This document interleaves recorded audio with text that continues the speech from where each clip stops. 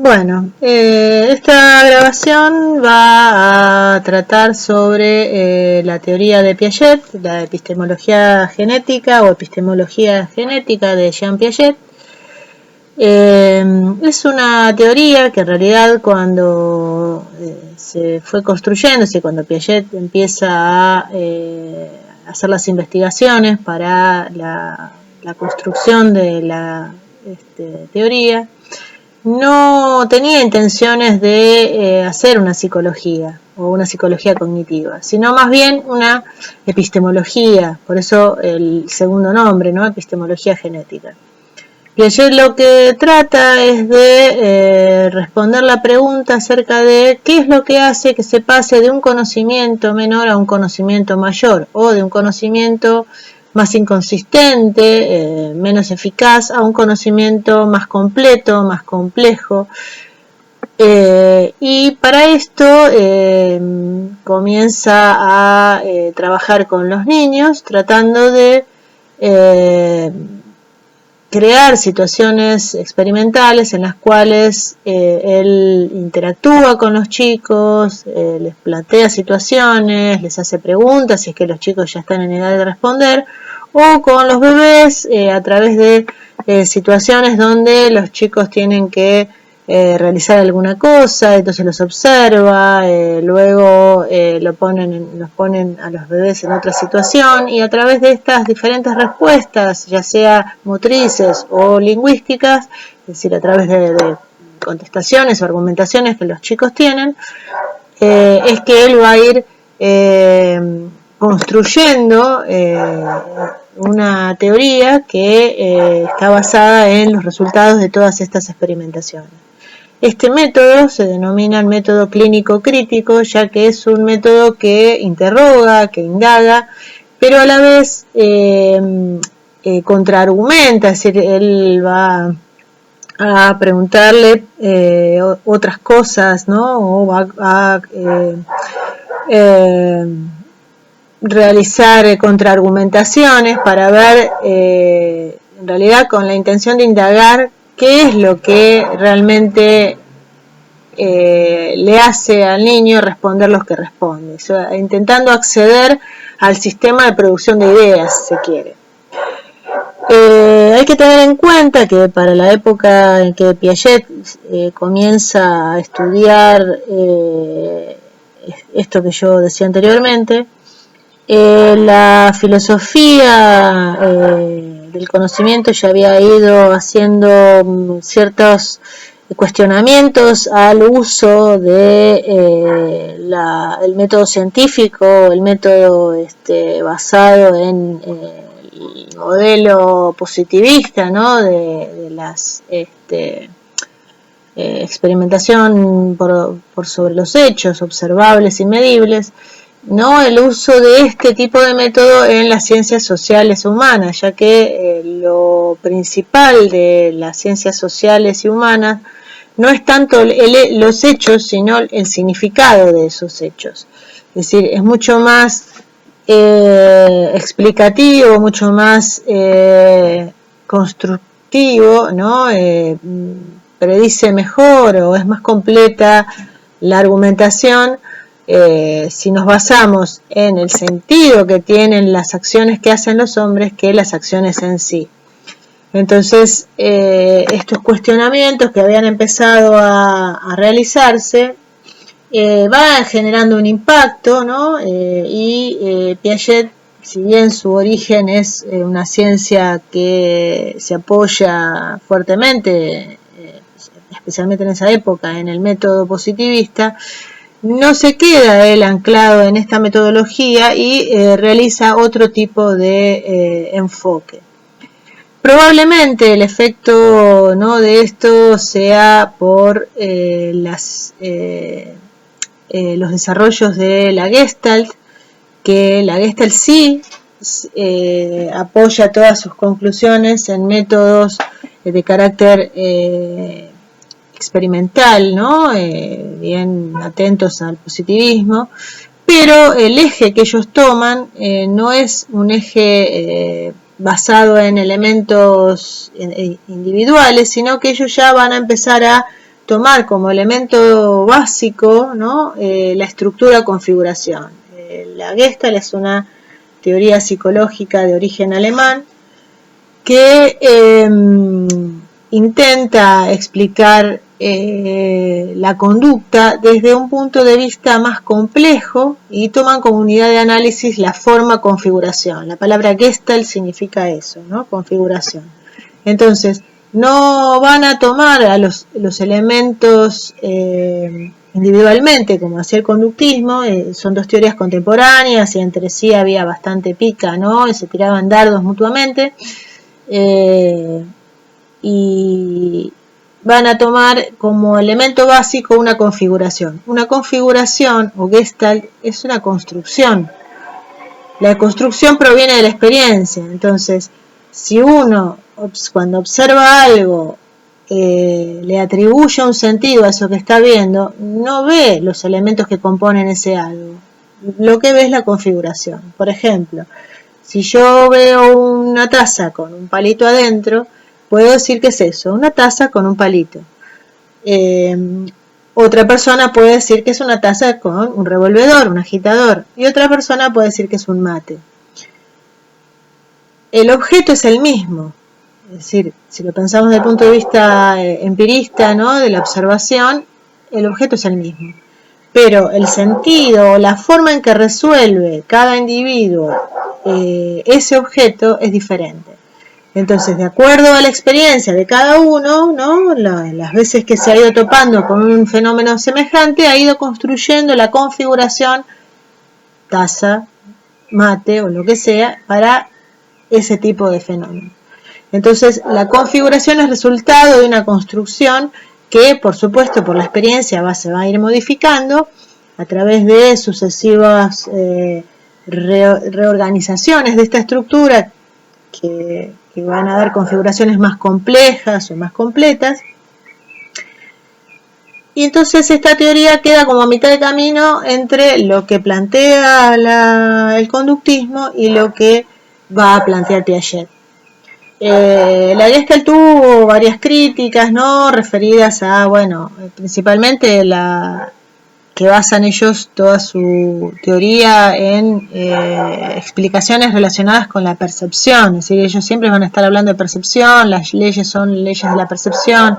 Algunas críticas en relación a las metodologías en cuanto a las terapias gestálticas y todo eso, bueno.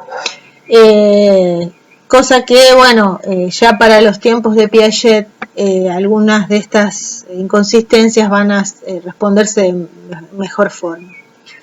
Entonces, ya con esta idea, ¿no? De que uno cuando percibe, no percibe los elementos que componen un fenómeno, sino que percibe una configuración. Por ejemplo, yo si desarmara un mueble, ¿no? Y le dijera a un sujeto ¿qué es eso? Quizás diría basura. Otro diría, y bueno, antes fue un ropero. Es muy distinto eso a presentarle el mueble todo completo. Es decir, si yo presento el mueble todo completo, la persona, de acuerdo a su experiencia, va a decir que es un armario, no sé, una cajonera, lo que sea. Entonces, en realidad uno no ve los cajones, las manijas de los cajones, el cubo que implica, ¿no? Donde se meten los cajones, uno ve una cajonera. Entonces, la configuración es la que le da sentido a los demás elementos, no los elementos a la configuración. Por eso Piaget va a tomar un punto de vista estructuralista. También él va a pensar que las formas de enfrentar la realidad resultan de estructuras cognitivas que se van a ir complejizando a lo largo de la vida, y estas estructuras cognitivas se las denomina esquemas. Los esquemas se van modificando, se van ampliando de acuerdo a la experiencia del sujeto. Va a tomar un punto de vista activo, es decir, un sujeto activo que se adapta ahí donde le sale el chip biológico, ¿no? El sujeto se adapta al ambiente y en el intento de una adaptación cada vez más efectiva va a ir modificando sus esquemas cognitivos para hacerlos más eficientes, y esto va a ir haciendo que se produzca el desarrollo.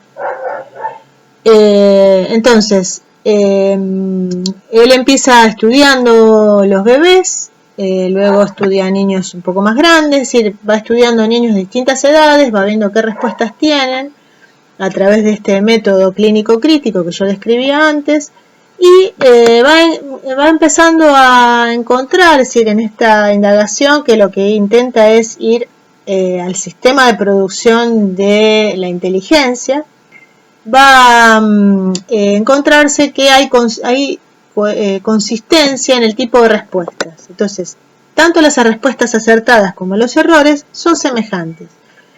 Entonces, eso configura una forma de enfrentar la realidad. Esa forma de enfrentar la realidad es lo que configuraría las distintas etapas evolutivas, las distintas los distintos estadios. Entonces, el primer estadio sería el estadio sensorio-motriz, porque el sujeto se enfrenta a la realidad a través de lo que tiene disponible, que es su sistema sensorial y su sistema motriz, y toda su inteligencia va a estar desarrollándose a través de esquemas sensorio-motrices. Con esta exploración sensorio-motriz, el niño va a ir incorporando datos, información que le va a permitir ya generar podríamos decir burdo, si se quiere, ¿no? Un básico sistema de experimentación. Entonces un niño descubre, no sé, que se pueden llenar cuencos con cosas, con líquido, y se pueden vaciar, y se la pasa todo el día haciendo eso con distintas cosas. Es una manera de explorar ese fenómeno que acaba de descubrir. Entonces ya lo genera intencionalmente. Entonces, a través de esta exploración intencional va empezando a encontrar o a hacerse algunas explicaciones que le permiten predecir qué es lo que va a suceder con los objetos. Lo que pasa que la información que él está recabando está muy basada en los fenómenos sensoriales. Va a ser como un empirista puro, ¿no? Va a creer ciegamente en la observación, y en función de esta observación, las respuestas que muchas veces va a dar van a ser erróneas. Por ejemplo, si yo le doy dos bolas de plastilina del mismo tamaño, claramente va a decir que son las dos iguales. Ahora, si yo aplasto una que ocupa más espacio en la mesa, porque queda como una especie de plancha grande, capaz que cambia de criterio y va a decir que en esa hay más, o va a decir que en la gorda hay más porque es más gruesa. Es decir, no puede coordinar los dos fenómenos, y entonces se guía por lo que le dice la percepción. Por ejemplo, si hacemos un choricito largo, va a decir que ahí hay más porque es más largo, porque, como decía un nene de primaria, que era más grande porque la plastilina colgaba de la mano, en cambio la otra quedaba dentro de la mano. Es decir, se guía por la percepción y tiene estas inconsistencias. Ese tipo de errores, ¿no? Que se pueden expresar de distinta manera, son semejantes. Es decir, que ese tipo de respuesta es típica de un niño preoperatorio. Es preoperatorio porque todavía no opera, no piensa lógicamente, no utiliza la lógica para resolver el problema de cómo puede ser que dos plastilinas que eran iguales pasen a ser diferentes. Es decir, si nadie le hizo nada más que aplastarla o modificarle la forma, ¿cómo puede ser que ahora haya distinta cantidad de masa? No le hace ruido, es decir, no le genera conflicto porque la percepción le dice que es así. Entonces, por más que uno le quiera convencer que esto es lo que indaga Piaget, diciéndole, a mí un chico me dijo que es lo mismo, porque yo lo único que hice fue estirarlo en forma de choricito. Todo esto en francés, ¿no? Y el chico no se va a sentir conflictuado por esto, si no le va a hacer ruido ese tipo de respuesta, hasta que en algún momento empiece él a dudar. Y entonces eso que encima otro le dice le genere lo que se llama conflicto cognitivo. Entonces, este tipo de situaciones de conflicto cognitivo son las que, al tratar de resolver, es decir, hacer una coherencia entre estos dos fenómenos, no puede ser que la materia se cree o se desaparezca sin hacer nada, pero a la vez ver que uno es más largo y el otro es más gordo. ¿Cómo se resuelve ese conflicto? Entonces, cuando encuentra la solución, que es una solución de carácter lógico, va a construir lo que se llama esquema operatorio concreto. Es un esquema, se denomina abstracción reflexionante a la capacidad de hacer esto. Es decir, es una abstracción, es decir, el chico que puede representar una idea y recordarla o reproducirla, también hay una representación ahí. Es una representación que es casi copia de lo concreto. Entonces no tiene el nivel de abstracción que tiene, por ejemplo, una relación lógica. Porque la relación lógica no está presente en el fenómeno, sino que incluso a veces es contraempírico. Porque, por ejemplo, para resolver este problema de la plastilina, lo mismo pasa con los líquidos y otros fenómenos, ¿no? Lo que tiene que hacer es construir como si fuera una fórmula, ¿no? Un algoritmo, una respuesta que coordine ambas cosas. Entonces lo que va a decir es que si uno no le agrega ni le quita nada, entonces hay lo mismo. Respuestas de estas hay de diferentes formas, pero todas más o menos dicen algo parecido.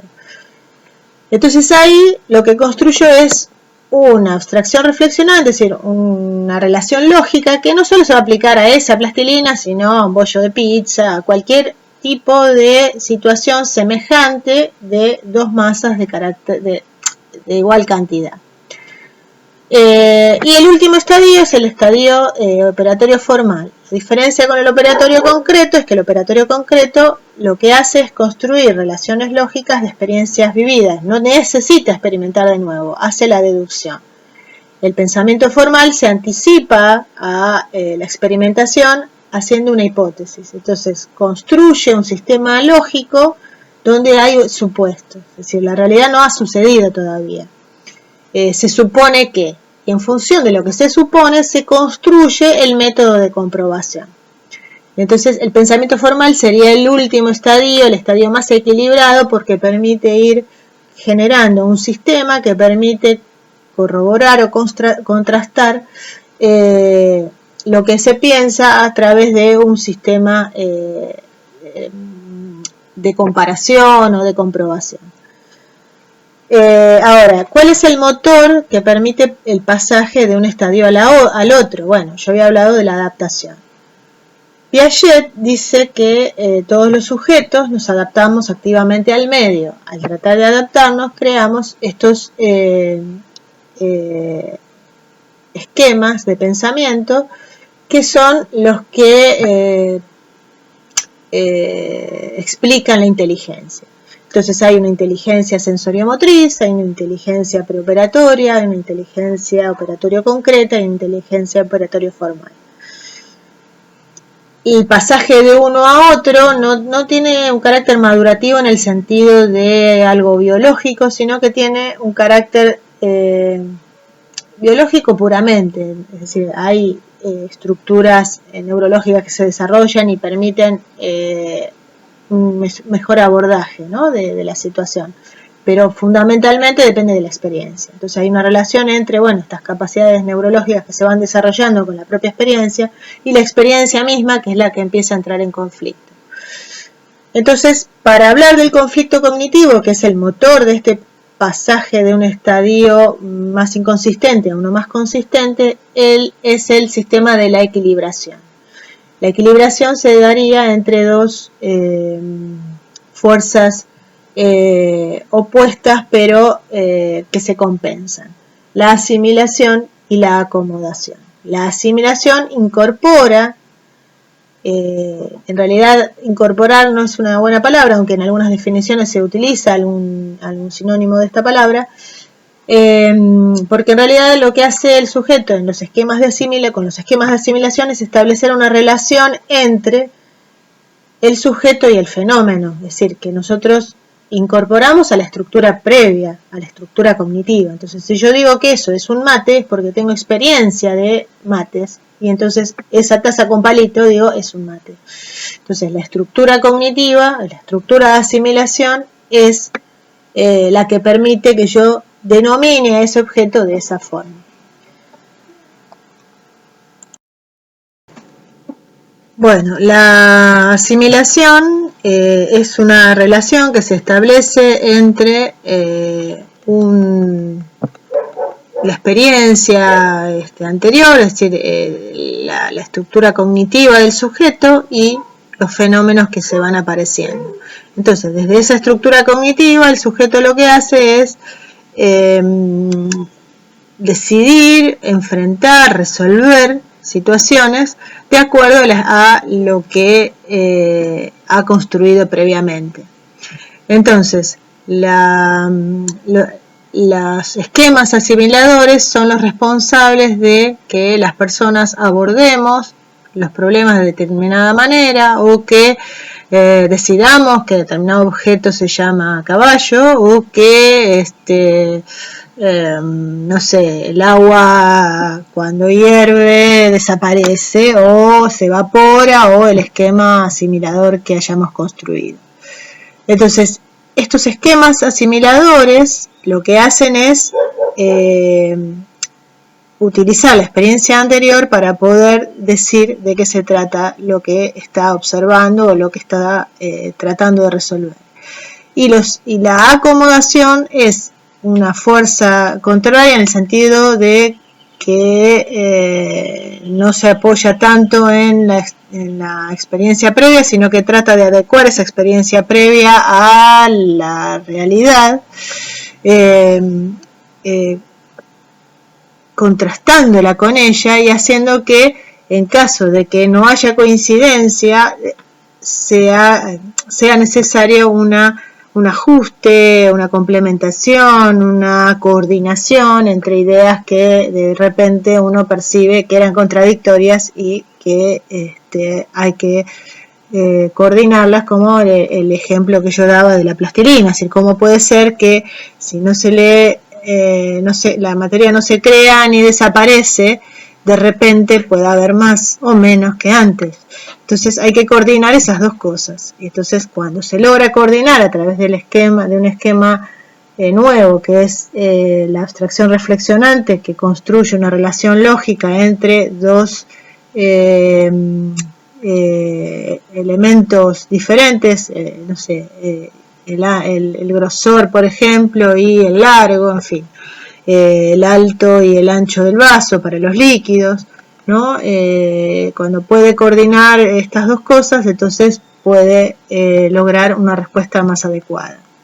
Entonces, la asimilación y la acomodación constantemente están en interrelación y ayudan a las personas, nos ayudan a nosotros a resolver situaciones, pero siempre con algún tipo de sintonía con la realidad, para hacer que nuestros esquemas no sean distorsionados y que no sean fantásticos y nos den una información inadecuada de la realidad, y trata de, conectarse con lo que realmente está sucediendo, y si hay incoherencia, tratar de solucionarla. Esta incoherencia, cuando es percibida, porque hace falta también, como es una situación que pensamos desde un sujeto activo, tiene que tomar conciencia de esta inconsistencia. Si no toma conciencia, como pasa con el niño que todavía no está listo para darse cuenta de que la materia no puede desaparecer, él tranquilamente dice: ¿no es que es más larga? ¿No es que cuelga de la mano? Acá hay más.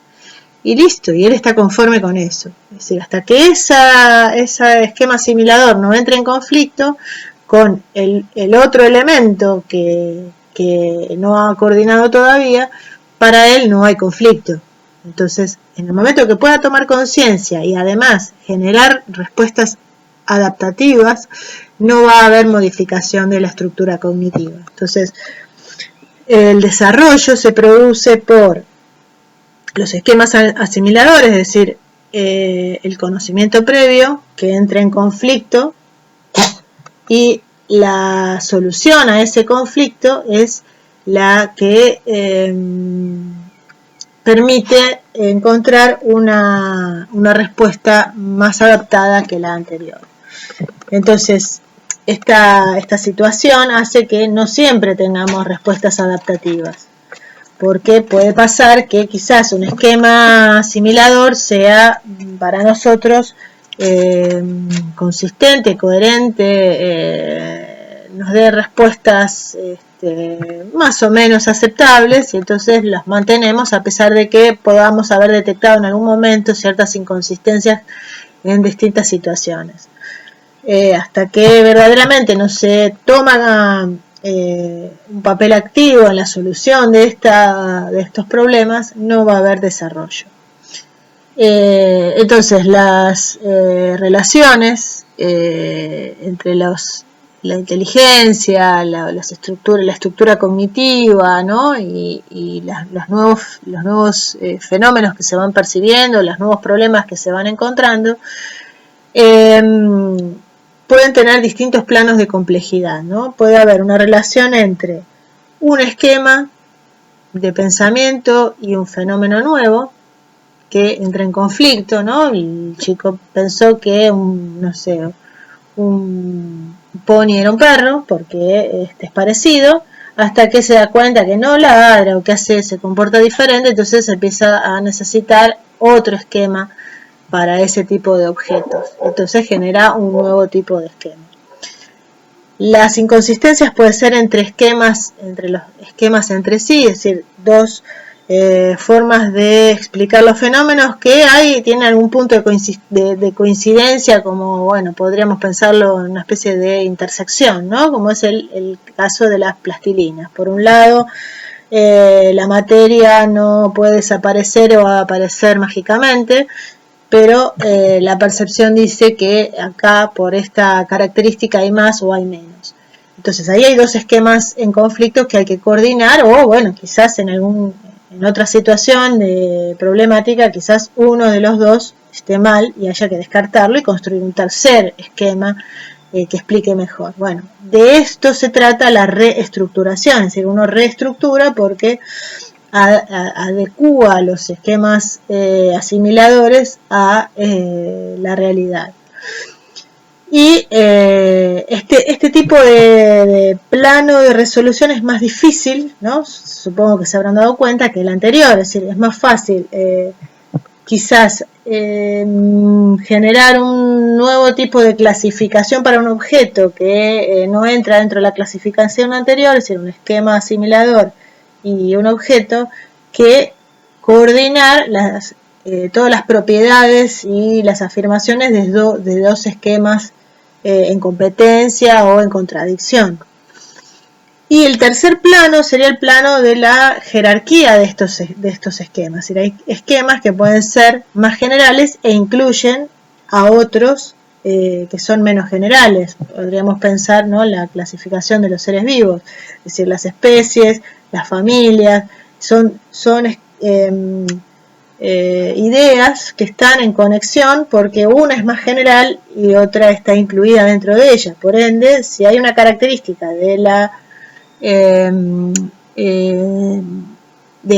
que jerárquicamente está en el nivel más general, que se modifica, va a generar efectos dominó, podríamos decir, en las categorías que están incluidas en ellas. Si supongamos que dejamos de clasificar a los hongos como vegetales, entonces, bueno, ¿y ahora qué hacemos? Si detectamos que los hongos no cumplen con las características de lo que nosotros categorizamos como reino vegetal, bueno, ¿y ahora qué hacemos con eso? Y bueno, se genera un nuevo reino, el reino de los hongos y las moneras. Ahora, de todo lo que estaba incluido dentro de los hongos, ¿no será que hay alguno que sí cumple con los requisitos del reino vegetal? Entonces hay que revisar todo lo que estaba debajo del paraguas o de la clasificación hongos y moneras. Entonces ver si realmente estaban bien clasificados o hay que hacer una nueva reclasificación. A esto se refiere cuando hablamos de teorías de reestructuración. Es decir, el conflicto en este caso es mucho más complejo porque si debajo supongamos que tenemos mal realizada la definición de reino vegetal, todo lo que está por debajo cae en esta misma duda y tenemos que hacer toda una nueva reclasificación de todos los elementos que teníamos adentro de esa gran categoría. Entonces, el nivel de complejidad de solución de este tipo de conflictos cognitivos es mucho más difícil y por ende el sujeto va a estar, primero que va a tardar más en solucionarlo, va a estar menos predispuesto a tomar conciencia de esos conflictos, va a tratar de sostener el mayor tiempo posible la conservación de estas explicaciones, pero además, bueno, la vía de salida de este tipo de problemas es mucho más compleja. Entonces, de acuerdo a si las respuestas buscan la solución o no, Piaget va a denominar las respuestas como adaptativas, aquellas en las cuales hay una acción intencional del sujeto de solucionar los conflictos cognitivos, o respuestas no adaptativas, aquellas respuestas que no buscan la solución del conflicto.